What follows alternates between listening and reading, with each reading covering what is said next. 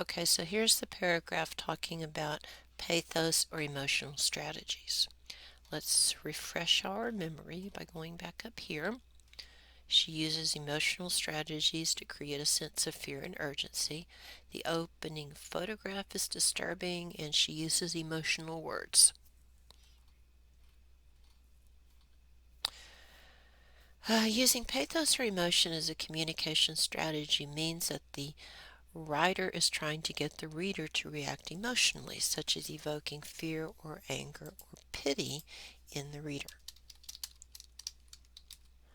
Alright, so I'm doing here the same thing I did up here by just making sure the reader and I are on the same page. This appeal to emotion begins very early before the first words of the article. The reader is meant to feel fear and anxiety with the opening photograph. So let me show you that opening photograph.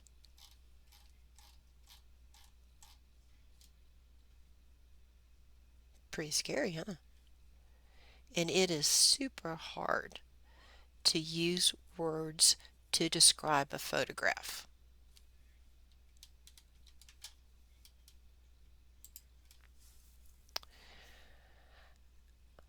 The first thing the reader sees when opening the article is a huge black and white photograph of the Supreme Court building in Washington, D.C. that takes up the entire screen.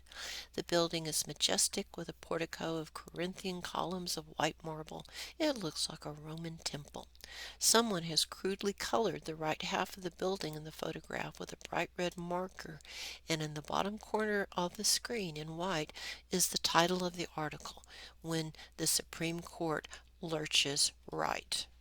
The red color looks like a childish scrawl, but it also reminds the reader of blood, as well as the fact that red is the color associated with the conservative movement in the United States, and the use of the word lurches in the title suggests something awkward and maybe even monstrous.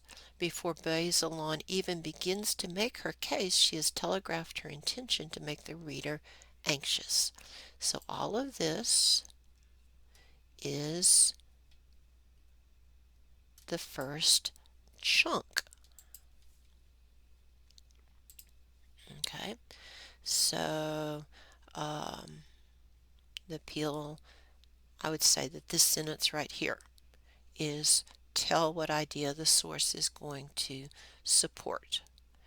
And then if you're going to do a picture, you're going to have to try to make the reader see it. Give enough descriptive detail so that the reader can imagine what you're talking about.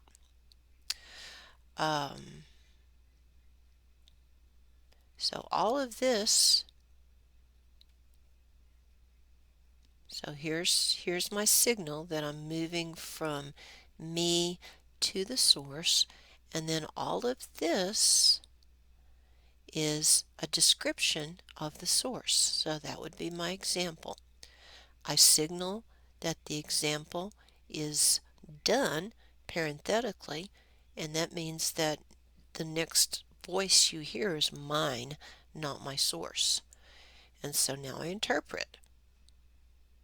And you can see that my interpretation is almost as long as the example itself. And then here's my conclusion. Before she even begins to make her case, she has telegraphed her intention to make the reader anxious. And then the next point in the outline, emotional words. In addition, look, there's a breadcrumb, a transition. She chooses language that triggers emotion in the reader, not constantly, but often enough to create low-level anxiety. Let's get rid of that second in the reader because I don't need it. Okay, so in this case, my generalization is functioning to tell what this next source is going to support. And here's my signal word, for example, in her thesis, which occurs in the 10th paragraph. She establishes that she'll be talking about what happens when the Supreme Court imposes rules that go against what most people believe, and she's particularly concerned when the court rules in favor of an elite minority. So I'm setting us up. Here comes my example. She chooses positive adjectives to talk about times when the court used its power to protect, calling Brown versus the Board of Education celebrated, quote unquote, because it shielded minorities from the majority, quote unquote, but she claims that normally the court should reflect popular opinion because when the court has diverged sharply over time from the public, unpredictable counterforces have been unleashed. Quote unquote. Um, and you know what? This should not be here.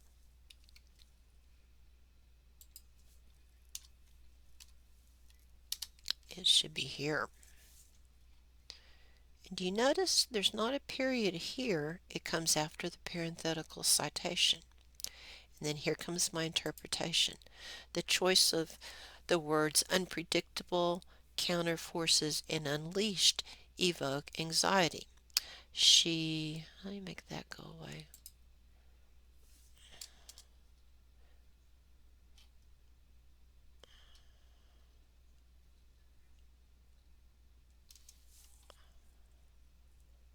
She makes little effort to be neutral in her word choice.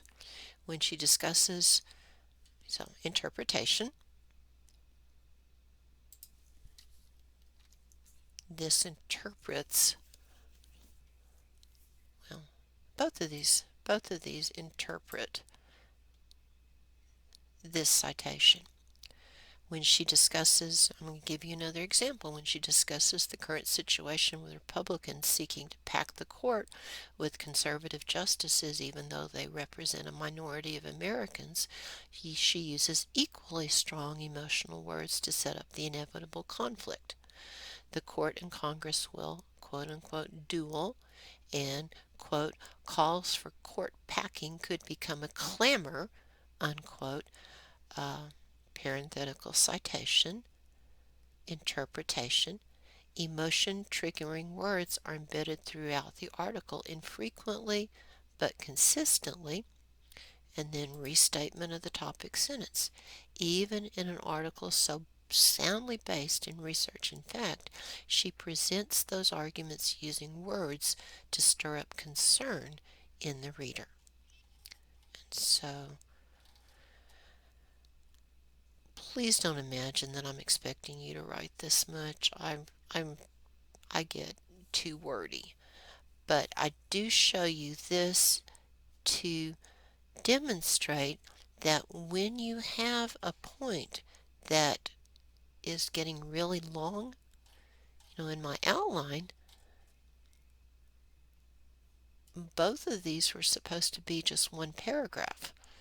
But I decided out of pity for my reader that it would be easier on the reader if I broke them into two paragraphs. So that's what I did.